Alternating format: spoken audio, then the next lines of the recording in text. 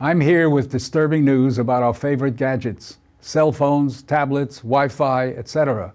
Putting it bluntly, they are damaging the living cells in our bodies and killing many of us prematurely. I'm Dr. Martin Blank from the Department of Physiology and Cellular Biophysics at Columbia University. It is distressing for me and more than 160 colleagues who today are petitioning the United Nations requesting that they address this problem.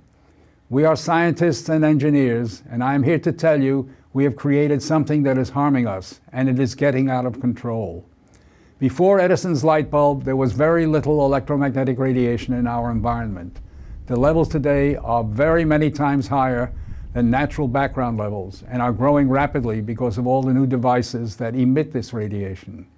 An example that a lot of us have in our pockets right now is the cell phone. One study shows that as cell phone usage has spread widely, the incidence of fatal brain cancer in younger people has more than tripled.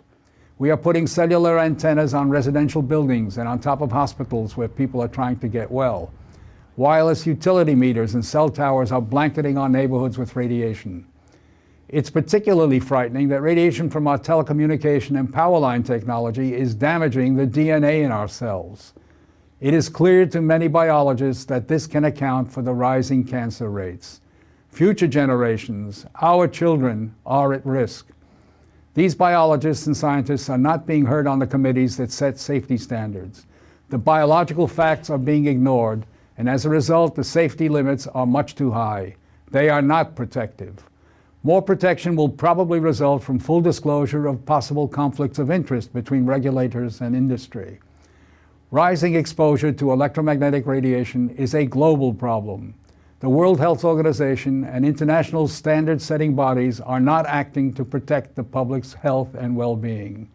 International exposure guidelines for electromagnetic fields must be strengthened to reflect the reality of their impact on our bodies, and in particular, on our DNA. Although we are still in the midst of a great technological transformation, the time to deal with the harmful biological and health effects is long overdue. We are really all part of a large biological experiment without our informed consent. To protect our children, ourselves, and our ecosystem, we must reduce exposure by establishing more protective guidelines. And so today, scientists from around the world are submitting an appeal to the United Nations, its member states, and the World Health Organization to provide leadership in